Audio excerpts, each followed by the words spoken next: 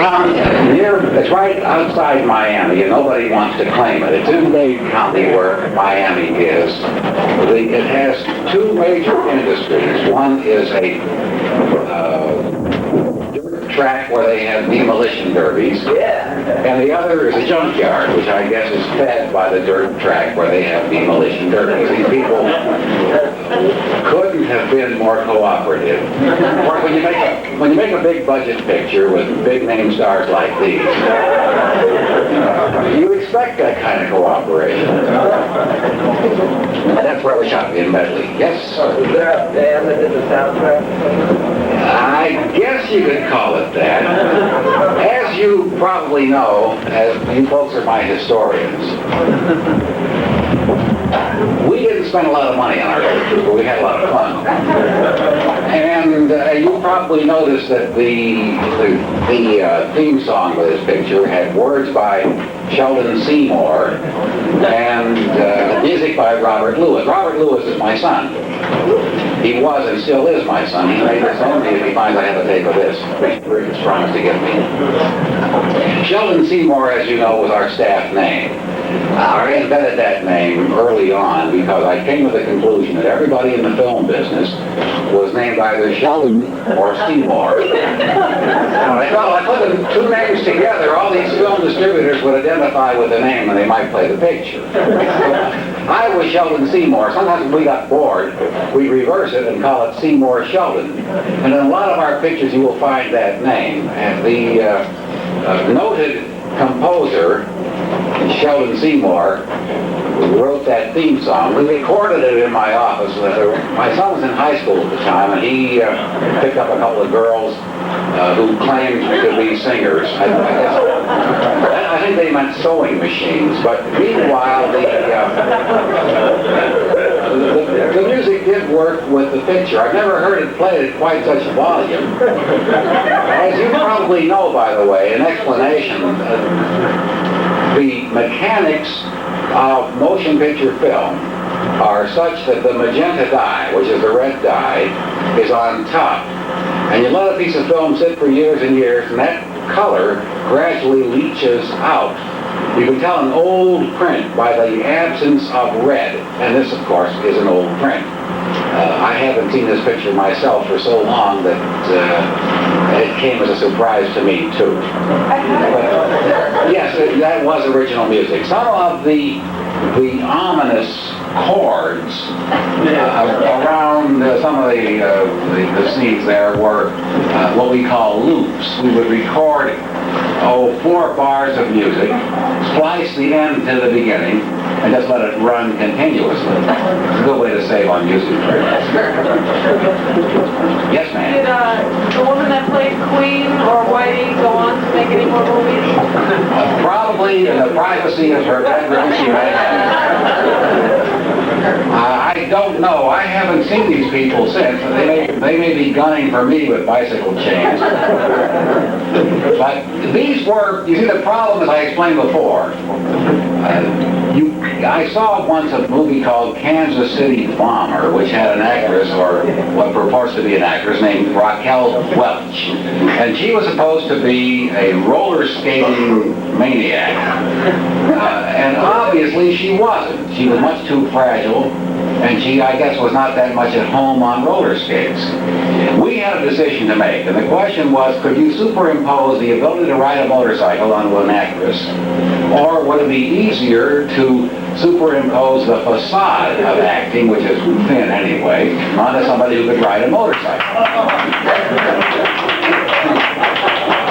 That was more profound than I thought it was.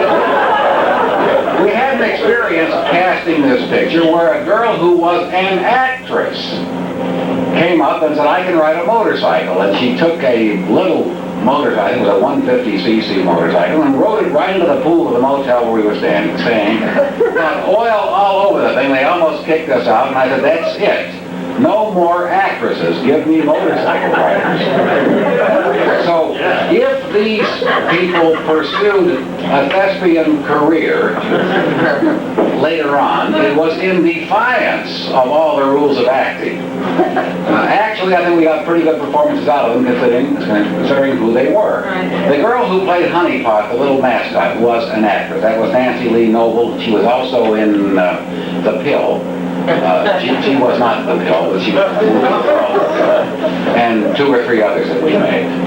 But the rest of them, we ran an ad in the Miami Herald and held auditions. The consternation of the whole neighborhood.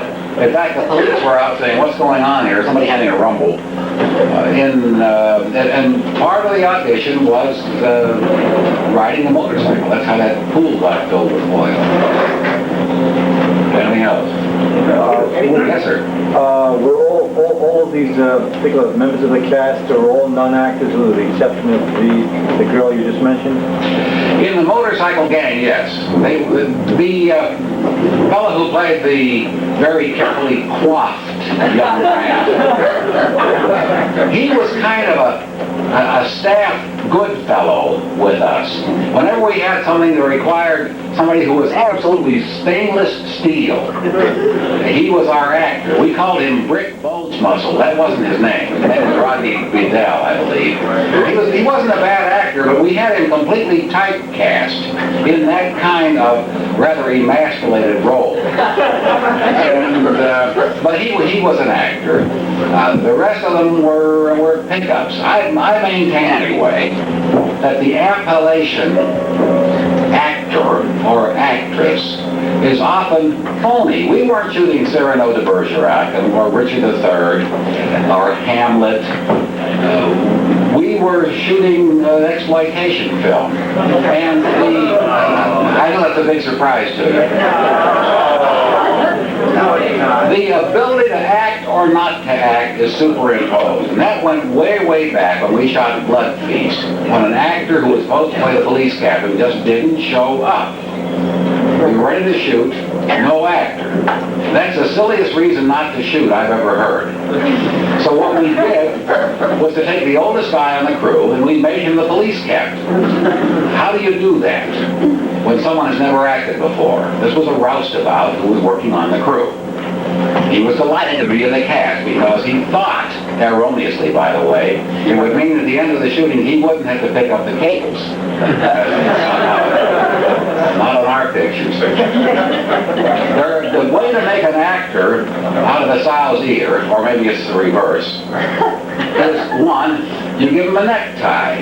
That does wonders. Here, tonight I could be an actor. Number 2, in the case if you want to be a police captain, you give him a hat.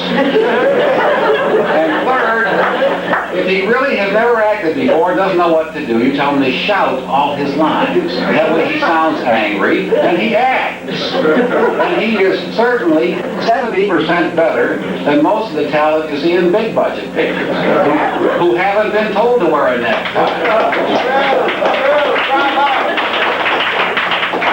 In those days we were shooting out in Miami, and Miami is a very nice place to shoot that kind of picture because if you want to find somebody who wants to be an actor, you go out in the nearest field and turn over a rock, and there are at least 2 or 3 actors under it. Anything else? Yes, ma'am. I noticed there weren't any like 4-letter words used. I'll tell you why. Yeah. There were during the shooting, I thought but only by the crew. This picture was shot prior to the relaxation of some of the restraints that have been put on films for generations.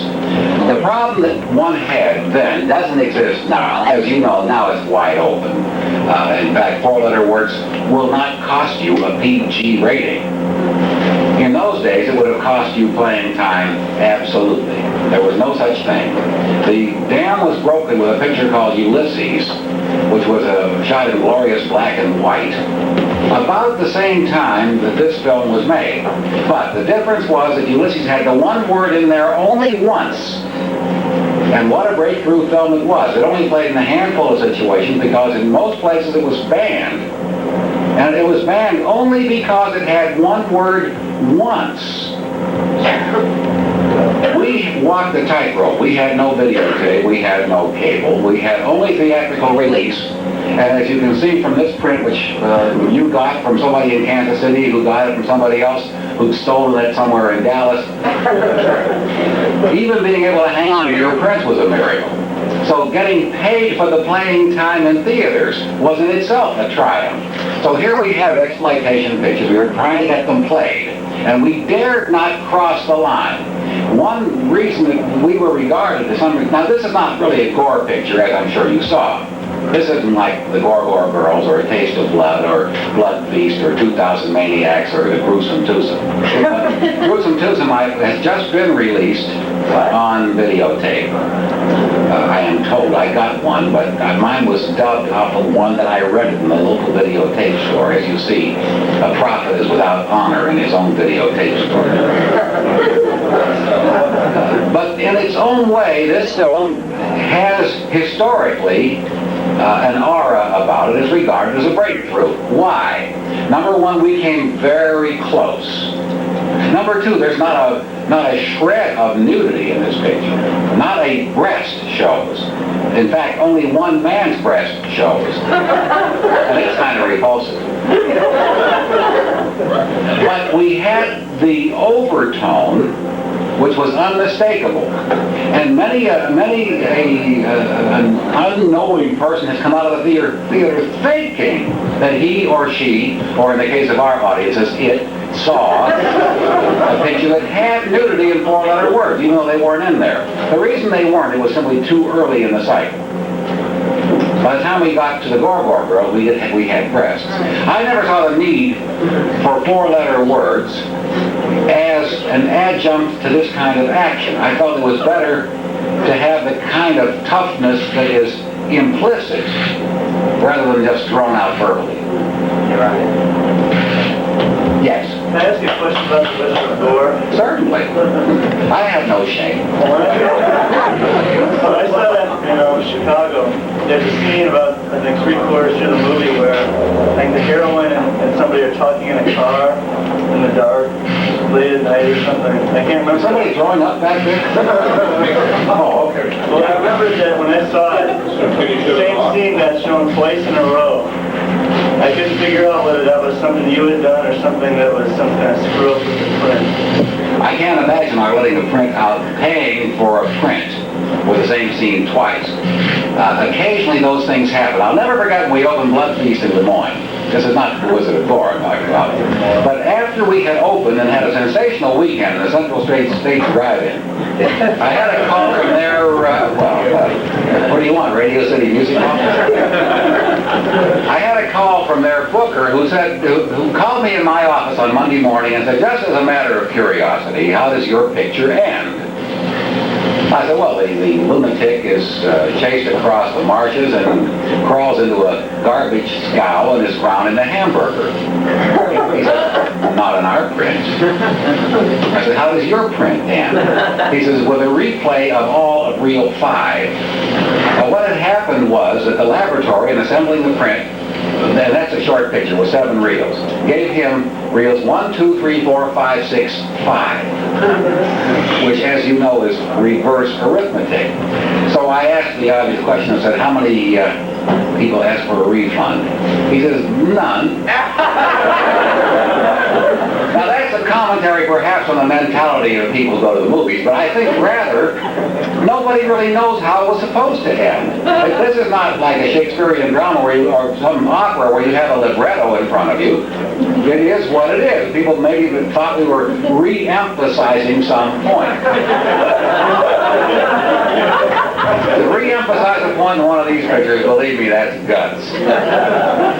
In the case of the Wizard of Gore thing that you saw, unless there are multiple prints moving around with that in there, that's a mistake in the laboratory, which I can't explain because I haven't seen that way. And if you have a print that has a scene repeated, please snip out the offending repetition and sell it to somebody. Yes. Yeah, on Monster Logo, why is that the only film that you made that actually made it to television? It's the only film that was actually in syndication for a while. What are your other films? Let me make a disclaimer here relative to Monster of a Go-Go. I didn't make that picture, I bought it. Right. There was a fellow I knew in the Chicago area who spent 3 years making a non-picture. He shot it in black and white. This man had an almost sexual urge to make a movie. He had to make a movie. And it's kind of harmless, I suppose, because you don't kill somebody or rape somebody, so we make a movie. But it's that kind of an urge. And he shot it over a long period of time with other people's money. That of course, was obscene. As a matter of fact, it took him so long to shoot the picture that there are some bizarre things happening in that movie. For example, suddenly it's November. The picture is shot in the middle of summer, but suddenly there are no leaves on the trees. He has a fellow in there who was an Army officer, and I guess they were renting uniforms. This guy is back and forth from captain to colonel with no explanation. There's another fellow who wore a hairpiece and I guess quit wearing it. And so what we had to do, when I bought this footage, he had shot 80,000 feet of film. And one would think that 80,000 feet of film, there'd be a picture in there somewhere. I was wrong. The reason I bought it is that I shot part of it for him. That is, my crew and I acted as the technicians on about 30-40% of the movie over a long period of time. That's how I was so familiar with part of it. What I didn't know was that there was no movie in there. So we bought this, and I turned my editing room loose on it, and after about a month, my editor came and says, "This is hopeless." He says, "Nothing happens in large quantities. Here are people who suddenly look different." So we made the fellow with a hairpiece his own brother. That explains that. We had the fellow who was alternately captain and colonel was promoted or demoted based on making stupid mistakes. Of course, if that were the case in the Pentagon, there'd be nothing in there with privates first class. And to make the movie into a movie, I bought 1,000 feet of black and white film, and we shot close-ups of telegrams and hands and feet walking, and turned it into what it really was and should have been in the first place, a satire. But I didn't make Monster a Go-Go. The reason that may have hit television early, or cable, or wherever they're showing it, is that it was completely harmless. There was nothing in there to offend anybody except perhaps a movie critic. I didn't know that nothing else had been on television. I thought that Moonshine Mountain had been on television.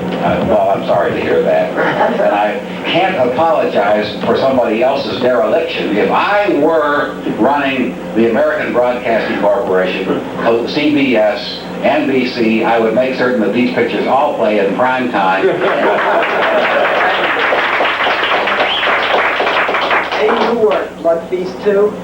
Well, I keep hearing about Blood Feast 2. There's as I was telling Rick earlier today, after about 10 years of being in Coventry, suddenly I've been rediscovered. And I had there was an article in the Los Angeles Times a couple of weeks ago, and my one-time partner, Dave Friedman, called me and said that he was putting together Blood Feast 2, and to expect a call any moment. Well, I've learned years ago in the motion picture business, if you sit on the edge of your seat, waiting for something to happen, you develop a red line in the most embarrassing position, which ultimately can fester from having sat there so long. I had a script sent to me about 2 years ago by somebody in California named Jim Maslin, a young chap who bought the rights. He's one of about 10 people who bought the rights to Blood Feast. It's really very funny. Years and years ago, long before any of us, even including me, there was a prize fighter named Primo Carnera, who for a very short period of time was the heavyweight champion of the world until he fought somebody. And the people who had imported Primo Carnera sold off pieces of him, and they wound up selling about 135% of this fighter. So every time he fought, they went deeper in the hole. Stan Kohlberg, who was my partner, we had 4 partners in Blood Feast, and he wound up with a picture. He kept selling it off to different people, hoping they'd never meet each other. Anyway, Jim Maslin is the most recent owner of record. I guess whoever has it last wins. And he hired somebody, God help him, to write a script called Blood Feast 2. Rather clever title, I thought. And he sent me the script to look at, and I looked at it, and I felt that there were sophomoric things in there. You can imagine such a reaction. I felt it wasn't in the spirit, the tradition of gore filmmaking, and he was most discouraged, and he promptly set out and had the script rewritten. It's that thick. If all the scripts I ever shot were put in side by side, they wouldn't be that thick. I think the only thing that's that thick are the brains of the people who write these scripts. Anyway, this has been 2 years, and he's been trying to put this together ever since. Now, since that time, he has released Blood Feast and 2000 Maniacs on videotape, and they're going like crazy for some insane reason. If anybody can explain why low-budget pictures of that vintage have any value at all, I wish they would have explained it to me 20 years ago. But I don't know about Blood Feast 2. It is hanging in limbo. I am, as you know, leading the good life down in Florida, and who needs to deal with film distributors?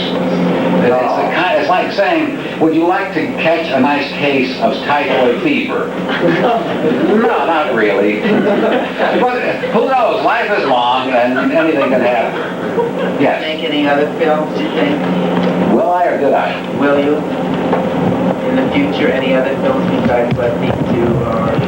It's hard to answer that question for this reason. No one can predict the future. I don't intend to.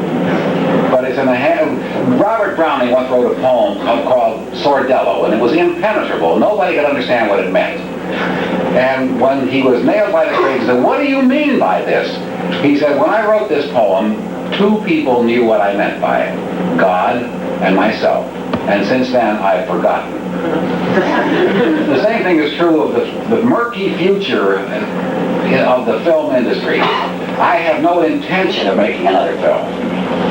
But that non-intention is tempered by the realization that suddenly, years after my death, I have been rediscovered, and it might be unfair to the future generation not to have one more film.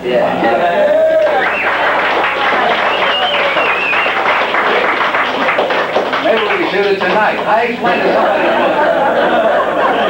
that the effect that I wanted never has been shot. That was an effect in The Wizard of Gore, where they didn't show up with the right prop, and we never shot the scene I wanted to shoot.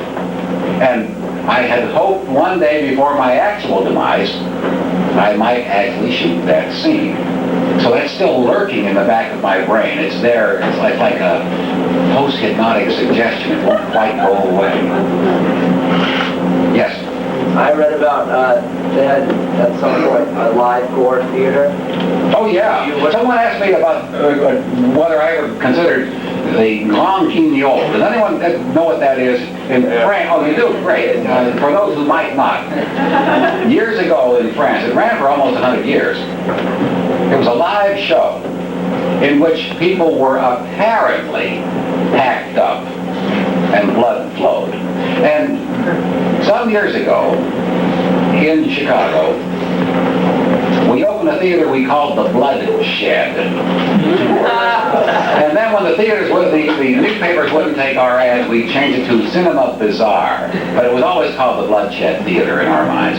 And we would show films such as some of mine, if we had prints around, or we'd show the original Dracula. And at any given point, because we had a mechanical problem, we would stop the show and have live vampires or whatever run out in the audience. Our problem was we had 2 35mm projectors. They were incandescents, not arc projectors. So the throw was very, very small. Had to have a heavily beaded screen to get the image right. And we didn't have a crossover. A crossover is where you can go from projector to projector. Unlike 16mm or videotape, in 35mm you have 2 reels together, which is 20 minutes. They're 90 feet per minute, and it's a 2,000-foot reel, so slightly more. But when you can't show a whole feature in one piece, you may occasionally see in the upper right-hand corner a little bloop, a white dot that comes up. And that means it's time to change over. And then there's a second dot a few seconds later, which means hit it. And you hit a switch, and that projector goes off, and the other one goes on, and your movie continues uninterrupted. And then while that projector is running, you rewind this one or put a new reel on it. We couldn't do that because the incandescents didn't have it. So when we would have a reel end, we didn't want the audience to sit there stamping their feet. We would send live vampires out into the audience. And they would start an argument or drag a girl out of the audience and slit her throat. It was a fine time, but we had a couple of problems there ultimately where some of the audience began to join in the fun, and they didn't have rubber knives. That wasn't considered hip in Old Town in Chicago. So we packed up our tent and silently stole away. Yes? Do you know if any 35 millimeter prints still exist on some of your lesser known stuff? I don't mean like the, not so much the gore. Are you suggesting, sir, that I have lesser known stuff? Yeah, these things keep popping up like cases of bubonic plague. Every couple of months I'll get a call from somebody who says, I have a 35 millimeter print of whatever. Do you want it? And I'll say, are you out of your mind? I'll take it if you were doing nothing else with it, but please ship it UPS at your expense. Yeah, they do exist, and if anybody has 35 millimeter print, and if they are in good condition, my suggestion is that you might be able to make some money off them if they haven't already been released on videotape by sending them to Jimmy Maslin in Los Angeles, who might have a use for them. This happened with a film called Just for the Hell of It, which I thought had vanished into the night forever. It's small loss to the future of mankind, but somehow or other it's like having a child leave home. Even though that child is an axe murderer who is running for his life, we hate to see him leave home. You always wonder, whatever happened to my son, the axe murderer? This is the case of Just for the Hell of It. And a print surfaced. And apparently it was a print that had lain in limbo for years and years. Like this one, the Reds had gone. But in a commercial videotape laboratory with a Hazeltine machine, you can put Reds back in. And I guess that's what they're doing. So it is possible. Beg pardon? They're gonna put that on video? I guess. Ours not to reason why. Yes. Oh, I hear a voice. Wait 1 second. Yeah. Did you ever have problems with the authorities thinking that, say, blackface was a snuff movie? I didn't hear the tail end of that. Did I ever have what with the authorities? Did you ever have problems with the authorities and maybe they thought one of your movies, like Blackface, was a snuff movie? Oh, sure. We had nothing but trouble with the authorities. Of course, there is nothing less authoritarian in intellectual terms than an authority. With Blood Feast, we had fewer problems than we had with 2,000 Maniacs. I'm often asked, why is it that Blood Feast, which had very little production value, did almost twice the business that 2,000 Maniacs did? One reason was that when we hit the street with Blood Feast, no one had ever made a film like this before. It was a first. Whatever you think of Blood Feast, it was a first. No one had ever made a film like that before. There were no legal restrictions covering this kind of picture. It's like the Martians landing. What are the laws against Martians? We don't have any because we don't have any Martians. But suddenly, here were Martians defecating in the streets. Now we have laws. So when we finally came out with 2,000 Maniacs, they were waiting for us. And the laws were there. Oftentimes the laws were either unconstitutional, which didn't bother us, or we weren't going to fight it and they weren't going to enforce it. Or they were purely local, in which case we would simply avoid that area so maybe we'll come back later. We had other problems. Some of the newspapers in the early days would not take the word blood. They wouldn't take the title. So we called it Horror Feast. In fact, when a picture came out based on Truman Capote's book, In Cold Blood, some of the Louisville Courier ran In Cold ... which I thought was terribly stupid, because it could be cold water. But no one ever knocked on our door and said, "You despicable characters, you are corrupting the morality of mankind, come with us." We did have, with the San Diego Union, an organized write-in campaign. And I think it was on Blood Feast that happened. And the reason that we knew it was organized is because, as often happens with an organized attempt to superimpose your morality on somebody else, it was illiterate. We had a bunch of letters saying, "You reckless men," and it was spelled WRECKLESS. That's how we knew it was organized. Yes. Okay, speaking of your lesser-known films, about the only one that nobody has any information on at all is that Santa Visits the Land of Mother Goose. Oh my gosh. How in the world did you get involved in something like that? I was hired to shoot that picture, that's why. What is it? It was called The Magic Land of Santa Claus. There's also a picture called Jimmy the Boy Wonder, Right. which was a children's picture. Or is that the one you mean? No, I meant The Santa Claus picture I shot on contract for someone who was headquartered, I believe, in, of all places, Toledo, Ohio. There are people there. It's a statistical fact. There are people in Toledo, Ohio. And he was one of them, and he hired us to shoot that. He had a stage play which he would put on in various communities at Christmas time. And he came to a rather logical conclusion that if he were to film that stage play, he could put it on in more than one place at a time. So we simply mounted 3 cameras and shot synchronously a performance of that. But that it has vanished into history as inconsequential. I'm glad it's lesser known. But I remember it was horrible. It wasn't entertaining, even the kids loved it. Yes. I've always wondered when you couldn't find enough, energy to find the actors for Blood Feast, where to find a snake to put on the beach and that one season why? Well, the reason we had the snake is not because it made any sense in the plot line, but because Dave Friedman happened to be a snake freak. And one of the benefits of being a film producer is that you can indulge your whims. Some people have much more exotic whims. Dave's was, he wanted a snake in the picture because he felt it was macho to be able to handle a snake and not go that. He's largely right. I wouldn't handle a 2-inch snake except at the end of a shovel. So he went down to the Serpentarium and we rented a snake. You can imagine such an insane thing as renting a snake. This is National Rent a Snake Week. Anyway, this repulsive beast was kept in a basket in his hotel room. And just to add to the grisly overtone, I didn't object to it because I felt it did have it added the dimension of exotic horror. There is something about a slithering snake in a half-light that makes people just recoil. Well, sure enough, we used to shoot these pictures down at the Suez Motel in North Miami Beach, which is one of the great hotels up there. In fact, some of the beds have mattresses. And on Saturday nights, the Suez Motel would put on a little show for the people who were staying there.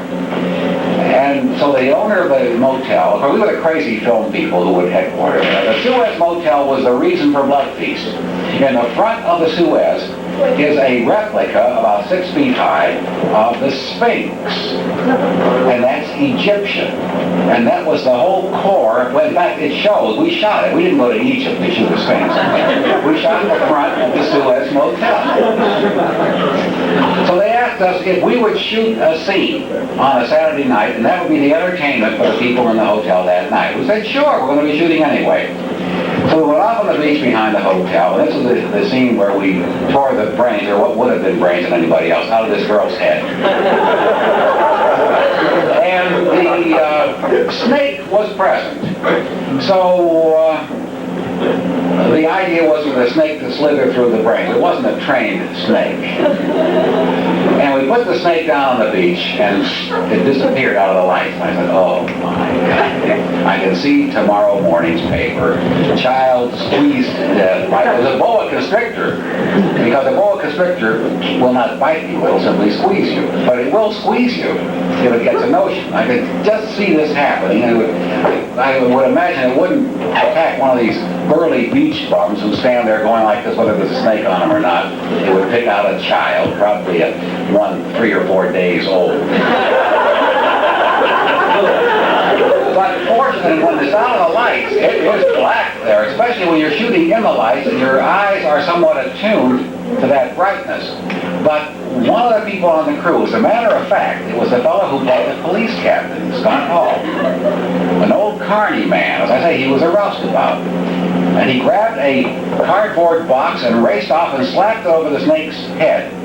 And stopped dead in the sand. I had never known that if you put a cardboard box. Well, the next time you are down in Rattler country, and one of them poises to strike you, I propose to you that you put a cardboard box over his head. And if it doesn't work, please don't sue me. Anything else? Hello? Yes. I don't see you, but I hear you. Okay, in the book about you, you told a story about shooting a picture on the Span Ranch. Oh yeah, the Spawn Ranch. Can you tell us a little more about that? It was an insane place to shoot a picture. That was Linda and Abilene, and that picture I shot for a man named Tom Dowd. Tom Dowd was a very nice fellow who owned a theater in Chicago called the Capri, which never made any money until one day they wanted to tear the building down. And he made more money in demolition than he ever made in exhibition. And Tom Dowd came out of there with his horrible building that was so bad, in order to condemn it, you'd have to paint it. He came out of there with about $1.5 million and decided to make films. And he hired me to shoot that picture for him. In those days, I had about the only crap game in town. If you wanted to shoot a film for next to nothing, I was the guy to come to. And we went out to California to shoot this picture, Linda and Abilene. And it was a western of sorts, a sex western, although very tame by today's standards. No nudity, lots of suggestion. So the Spawn Ranch was available for rental by the day. And compared to any other western location out in Los Angeles, it was fractional. I think it was something like $100 a day for the whole layout. When we got there, we found out why. First of all, they had telephone lines all over the place, so we could only shoot down. In the Old West, there were not a lot of telephone lines down Main Street. They had, I think it was the Manson group clustered there, but they were a loony-looking bunch, stoned out of their minds all the time. Of course, they could have been actors for that matter. That was a joke. Anyway, and they had a dog that they had tied a bell around its neck, and the dog was simply slowly driving itself crazy, trying to dislodge the bell, which was driving it crazy, and the more it tried to dislodge it, the more the bell would ring. And one of our people, in compassion, took the bell off the dog's neck and was at once confronted with a bunch of knives and then carefully put the bell back on the dog's neck. But they didn't bother us. Of course, before the Sharon Tate massacre, we had no idea that they were going to this. But by the way, Linda and Abilene was not a gore film. So they didn't get any ideas from us, nor fortunately, we from them. Yes, sir. Your film, A Taste of Blood, was co-billed with something called Teenage Strangler. Mm-hmm. Do you know anything, or did you actually see that movie? Yeah, I saw Teenage Strangler. In fact, I did a campaign on it. I think I saw the first reel, which is all you have to do to make up a campaign. I should explain that in order to... I bought Teenage Strangler to go as a second feature with A Taste of Blood, which is, I think, and it's disappeared unfortunately, maybe somebody here has a print. I think it's the best film I ever made. It's 2 hours long, and it's got a lot of production value in it. 2000 Maniacs is my favorite, but I think A Taste of Blood is my best. Even though it's 2 hours long, in those days, when you would go into most situations outside the metropolitan centers, you played two pictures together. And theater owners being an unwholesome bunch, if your picture and my picture played the same week, they would say to you, well, of course, you played second feature, so you got $100 flat. You had to give the percentage to the other guy. And they would repeat that statement to me, pocketing both our sets of money. In order to control that, we would go in with both halves of a double feature. And the way to have a second half of a double feature, I wouldn't put A Taste of Blood together with 2000 Maniacs. That's taking money for myself. So we'd find something and throw it in there. And I bought Teenage Strangler, which was called something else, I think, and then we put it in there. That picture may be attributed to me, but all I did on it was a campaign. Yeah. Folks are up on What advice do you have for young filmmakers going into the industry now who'd like to follow in your footsteps? That sounds like a recorded question. First of all, I can't imagine any young filmmaker following in my footsteps. Yeah, but you can follow in somebody's footsteps, but if you drag one leg, you don't follow precisely. What I would suggest is this. Yes, it's a perfectly logical question, and it has a logical answer, which may not please everybody. Number one, I would say, drop your ego by the side of the road. Today we have a lot of filmmakers who regard themselves as auteurs. They think that a film is a way of expressing themselves. They say, public be damned. I challenge you to understand, appreciate, and applaud my picture, but meanwhile, please pay to see it. That attitude, I think, is self-destructive because it fails to recognize the nature of the motion picture as an art form. It should be a reflection understood by those who see it. In any form of art, whether it's music, poetry, drama, sculpture, if you challenge the person who receives your message to understand that message, you're doing him a disservice. Because what you are saying arrogantly is, I dare you to come up to my level, instead of saying, I have the talent to project a message you understand. So anybody who is making films today, and I know it's a difficult concept because in some of the film schools, they teach exactly the reverse philosophy. My opinion is that what one should do is, one, understand what public tastes are. Two, cater to those tastes at the lowest possible cost. Another film. Three, run, not walk to the nearest exit when an actor says, I want $2 million and 10% of the gross. And four, pay some attention to what's going on the screen so you don't shoot rehearsals. I see every week in one of the trade papers that so-and-so has exposed 500,000 feet of film shooting a picture, as though that's an achievement. It's not an achievement at all. It's the same kind of achievement you could have by winning the pancake eating contest. What happens is they decide to start shooting, and they'll just keep shooting until they get it the way they like it, and then when they have it the way they like it, they'll say, let's make one more.